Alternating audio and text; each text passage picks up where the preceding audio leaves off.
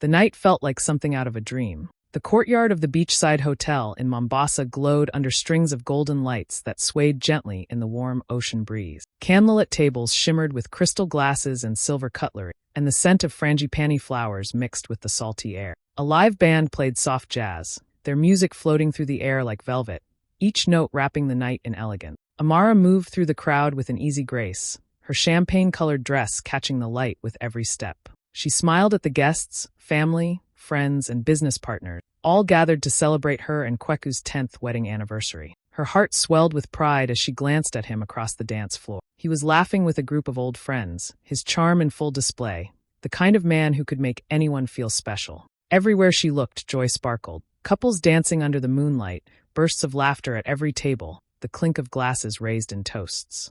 Even the ocean seemed to hum along with the music, waves rolling in and out in a steady rhythm. For Amara, this night felt like proof that she had built a life worth celebrating, a marriage strong and admired, a home filled with love and dreams still unfolding. She thought of her father, gone now, but who would have been proud to see her this happy. Everything in that moment felt perfect, but perfect nights have a way of breaking without warning. Amara had just finished greeting an old family friend when she turned her head to find Kweku. She wanted to share a quick smile with him, maybe even call him over for a dance, but her eyes caught something else. Something that made her breath catch and her hand freeze around the stem of her glass. There he was, standing near the edge of the courtyard under the warm glow of the fairy lights. And he wasn't alone. The woman beside him wore a dress so red it seemed to pull the light into it, every curve and shimmer demanding attention. Nyasha, the business associate Amara had met a few times, always polite, always smiling. Before Amara could even blink, Kweku leaned in, not in the casual way colleagues greet each other, but in a slow, deliberate way that left no room for misunderstanding. His hand touched Nyasha's waist, and then, right there in the open, he kissed her. Not a quick peck, not a slip of bad judgment. A deep, lingering kiss that made the air in Amara's chest turn cold. Somewhere in the background, the saxophone stumbled on a note, as if the band itself had been caught off guard. The music wavered, then stopped completely. Conversations faltered. A hush spread over the crowd, like a blanket smothering all the joy that had been floating in the air just seconds before. Guests turned their heads. A few mouths hung open. One woman's hand flew to her lips in shock. Amara felt her heart pounding so hard she could hear it in her ears. Her fingers itched to smash the champagne glass, to scream his name so loud the ocean would carry it away. But she didn't move. She didn't even blink. Instead, she stood still, her face calm, her eyes locked on them. She wanted to see how far he would go, how bold he could be when he thought she wasn't looking. Kweku and Nyasha finally seemed to notice the stares. They broke apart quickly, their faces shifting into awkward smiles. Kweku laughed, as though trying to brush it off. Nyasha touched her hair and murmured something Amara couldn't hear. They looked like two children caught doing something they knew was wrong, scrambling to pretend it was harmless. But Amara knew better. This wasn't harmless. This wasn't new. And as the silence stretched between the halted band and the murmuring guests, she realized something else. She wasn't going to give them the satisfaction of seeing her break. So she turned her gaze away, lifted her glass to her lips, and took a slow sip. Her mind was already working, sharper than the chill of the champagne. If they thought she would crumble tonight, they had no idea who they were dealing with. Kweku's laugh was too loud, too forced. "Come on, everyone," he said, his arm half lifted like he was about to make a toast. It was just a joke. Nyasha joined in with a soft giggle, the kind that was supposed to sound harmless, but to Amara it rang hollow. They were both pretending as if nothing had happened, as if a kiss like that could be brushed away with a laugh and a shrug. Amara didn't respond. She didn't even give them the courtesy of a glance. Her silence was heavier than any insult she could have thrown. Around her, the guests shifted uncomfortably, eyes darting between her and the couple. Someone coughed. Another person whispered something that got swallowed by the thick, awkward air. Without a word, Amara set her champagne glass down on the nearest table. The stem made the faintest tap against the glass top, but in the hush of the moment, it sounded loud. She straightened her back, smoothed the front of her dress, and began to walk. Her heels struck the marble floor in slow, steady beats. Click, click, click, each step carrying more weight than the last. She didn't rush. She didn't stumble. She moved with the calm of someone who knew every eye was on her, but refused to let them see her bend. She passed the open doors of the ballroom, the warm golden light spilling out behind her into the cool night. The sound of the ocean grew louder with each step away from the music and chatter. She could feel her heart still pounding in her chest, but her face stayed perfectly still. The night air wrapped around her like a sudden wave, cool and salty, making her realize how warm and crowded it had been inside. Somewhere far down the beach, the faint hum of a motorboat drifted over the water. She took a deep breath, not because it calmed her, but because it reminded her she was still in control. That's when her phone rang, a sharp, insistent buzz in her clutch. She froze for a second, her fingers tightening around the bag before she pulled it open. The screen lit up with an unknown number. For a moment, she thought about ignoring it, but something, maybe instinct, maybe curiosity, made her swipe to answer. Hello. Her voice was quiet but steady. A deep male voice came through, calm and deliberate. Mrs. Amara Mensa? She stopped walking, the ocean breeze suddenly cooler against her skin. Yes, she replied cautiously. I was hired by your late father, the voice said. There are things you need to know. About your husband. Amara's pulse quickened again, but this time, it wasn't from shock. It was something sharper, colder. She glanced back toward the golden glow of the party, then turned her eyes to the dark waves ahead. Go on, she said. The man's voice on the phone was steady, almost too steady for what he was saying. Your father came to me before he passed. He asked me to keep an eye on you, to protect your interests. He didn't trust your husband. Amara's fingers tightened around her phone. The sound of the ocean faded into the background, as if the world had suddenly gone still. What are you talking about? She asked, though deep down, a small part of her already knew this wasn't about love. This was about money. I've been watching him for months, the investigator continued. What happened tonight is not new. He's been seeing her, Nyasha, for over 2 years. They've been meeting in hotels, traveling together under the pretense of business trips. But that's not the worst of it. Amara didn't speak. She just listened, her heartbeat now slow but heavy, like a drum before a battle. He's been transferring property out of your quietly, carefully. All the assets you inherited from your father, the apartment blocks in Nairobi, the land in Kisumu. Some of them are already in Nyasha's name. Others are in the process. He's using legal loopholes and forged signatures. By the time most people notice, it's too late. The night air suddenly felt colder against her skin. Images of her father flashed in her mind, his hands showing her the family land, his voice telling her how important it was to protect it. She remembered how proud he had been when she married Kweku, believing she'd chosen a man who would take care of her. The thought twisted in her chest like a knife. Do you have proof? She asked. Her voice was low, almost too calm, but inside, rage and icy focus were fighting for space. I have everything, the man replied. Documents, recordings, witness statements. Enough to bury him in court if you want to. Amara exhaled slowly. She should have been shaking. She should have been crying. But instead, a strange stillness settled over her. She had been humiliated in front of her friends, betrayed in her own home, and now robbed of what her father had built. But she would not crumble. Send it to me, she said. I can bring it to you in person, he offered. No, Amara replied firmly. I don't want anyone to see us together yet. I'll call you when I'm ready. When the call ended, she stood for a moment, the phone still in her hand, the breeze lifting the hem of her dress. The party's music had started again inside, but it sounded distant, almost like it belonged to another lifetime. She wasn't going back in. Not tonight.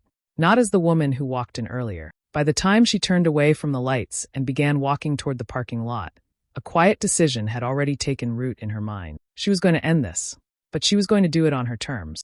The next morning, Amara sat at her dining table, staring at a cup of tea she hadn't touched. The phone call from the night before played over in her mind, word for word. Somewhere between the anger and the icy calm, a memory surfaced, her father's voice deep and certain. They were sitting on the veranda of the family home in Kisumu years ago. He had just signed a few papers, and she had been teasing him about how seriously he treated every contract. He'd smiled but shook his head. Amara, he'd said, never mix love and money without protection. A wedding ring is not a legal agreement. Always keep your heart and your inheritance separate. She'd laughed back then, thinking it was just one of his old-fashioned warnings. Now his words felt like a prophecy. By mid-morning, she had made up her mind. She called Thalani, her oldest friend from university, now one of the sharpest lawyers in Nairobi. They met at his office, a modern space lined with thick legal books and the faint scent of coffee. He listened without interrupting as she laid out everything. The kiss, the investigator's revelations, the stolen property. When she finished, Thalani leaned back in his chair, eyes narrowing. The transfers aren't final on all of them, he said. We can stop this. But it has to be fast. Every day that passes gives him more room to hide assets or make the paperwork airtight. Amara felt a spark of something she hadn't felt since the night before, control. Tell me what to do, she said. Thalani slid a folder across the desk. Inside were legal forms, power of attorney documents, and a checklist of property files they needed to secure. We'll get the court to freeze any transfers in progress, he explained. But I'll need concrete evidence. Bank records. Emails.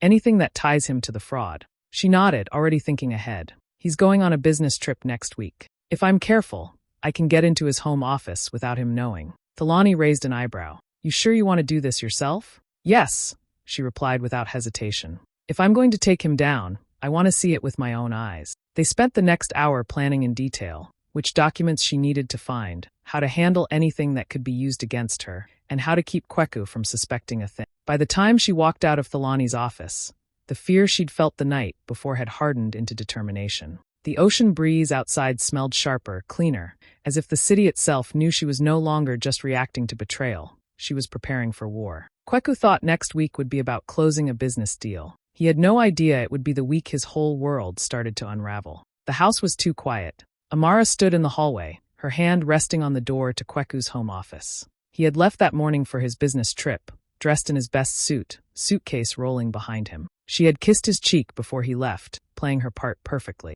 Now, she was about to step into the side of his life he had worked so hard to keep hidden. The lock was easy. She knew where he kept the spare key. The door creaked slightly as it opened, revealing a room that smelled faintly of cologne and paper. The curtains were drawn, the only light coming from a desk lamp that cast a sharp glow over neatly stacked files. It was almost too neat, and that neatness made her suspicious. She sat at his desk and began opening drawers. The first few were harmless, pens, notebooks, business cards. But then she found a thick brown envelope marked only with a date. Inside were letters, some typed, some handwritten, all detailing property transactions. Her name appeared again and again, but not as the owner, as the previous holder. The new owner's name? Nyasha Wanjiku. Her stomach tightened, but she didn't stop. She pulled out her phone and began snapping pictures, making sure every letter and signature was captured. Then she found a folder labeled private. Inside were bank statements from offshore accounts in Mauritius and Dubai. The balances made her blink. Millions of shillings moved in and out in carefully timed transactions. She recorded a voice note for herself, reading out the account numbers, the dates, and the amounts. Near the bottom of the stack, she discovered a signed agreement to sell the family land in Kisumu, the same land her father had once walked her through, telling her it was the heartbeat of our history. The buyer's deposit had already been made. If she hadn't found this now, it might have been gone forever. As she worked, her phone buzzed. She froze for a second before realizing it wasn't her phone. It was Kweku's, lying face down on the desk. The screen lit up with Nyasha's name. The call went to voicemail, and seconds later, the phone pinged with a new voice message. Out of instinct, Amara tapped it. Nyasha's voice filled the room, soft and smug. Baby, I think we should speed things up. Once the Kisumu land is sold, we can put the money into the Dubai account before she notices. Call me when you're alone. Amara didn't move for a moment. She just let the words settle, each one sinking deeper into her resolve. Then she hit play again and recorded the message on her own phone. By the time she stood up, she had photos, documents, account details, and Nyasha's voice tying the whole scheme together. She left the office exactly as she'd found it, closing the door without a sound. The evidence was no longer theirs to hide. It was hers to use, and soon she would. The night of the gala was everything Mombasa's high society loved. Glittering gowns, polished floors, and champagne that never stopped flowing. The ballroom of the oceanfront hotel had been transformed with white roses, gold drapes, and framed photos of Amara's late father. The invitation had read, "An evening in honor of Samuel Otieno, celebrating his legacy." Everyone who mattered was there, business leaders, politicians, the media. And of course, Kweku and Nyasha, who arrived together, beaming as if they were walking into their coronation. Amara greeted guests with a warm smile, her emerald green gown flowing like liquid with every step. She didn't let her eyes linger on Kweku or Nyasha, though she could feel their presence in the room like a storm cloud. To them, this was a night to honor her father, and maybe even themselves. After all, they were in the front row, seated where the most important guests sat. The evening began with speeches, laughter, and a few touching tributes. The band played softly, glasses clinked, and the air was full of polite conversation. Then Amara stepped up to the microphone. "Thank you for joining me tonight to celebrate my father's legacy," she began. Her voice was calm, steady. He believed in truth, in integrity, and in protecting the people you love. "Tonight, I want to share something with you all. A part of his legacy, and mine, that you deserve to know." The lights dimmed. A large screen flickered to life. At first, it showed family photos, her father smiling, the land in Kisumu, the apartment buildings he had built. But then the images shifted. A video clip of Kweku and Nyasha, kissing under the same string lights from the anniversary party. Another clip, them holding hands at a hotel reception desk. Then came scanned documents, property transfers, and offshore bank statements. Her voice played over the footage, calmly narrating each fraud, each betrayal, every detail backed by dates and signatures. The room went silent except for the gasps. Someone whispered, "Oh my God." Another guest dropped their champagne glass, the sound shattering through the stillness. Kweku's smile had vanished. His face was pale, eyes darting toward the exits.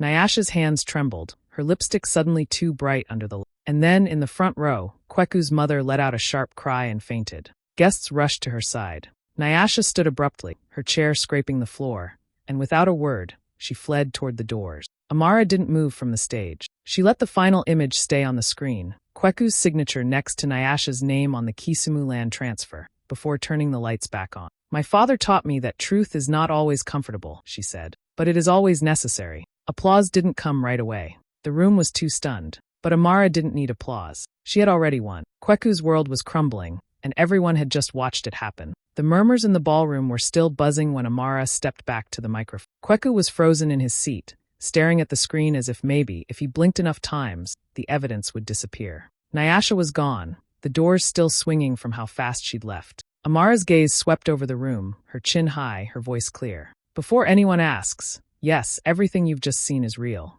Every document, every account, every kiss.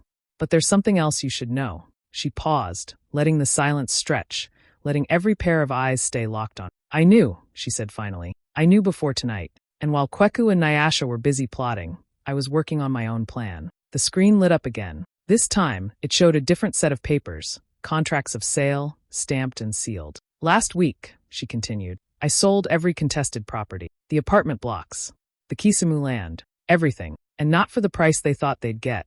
For triple the market value." Gasps rippled through the room. Even Thelani, sitting near the back, allowed himself the smallest of smiles. "The funds," Amara said, her voice steady but charged with emotion, "are no longer in my name. They're in a trust, an education trust for underprivileged girls in Nairobi. My father believed in giving girls the tools to stand on their own. I can't think of a better way to protect his legacy than to turn betrayal into opportunity." She looked directly at Kweku then, her eyes cold but calm. "You were never going to own my father's work. Not one shilling of it. And as for your apartment," she let the last image flash on the screen, the ownership transfer for the very building Kweku lived in. "I sold that too."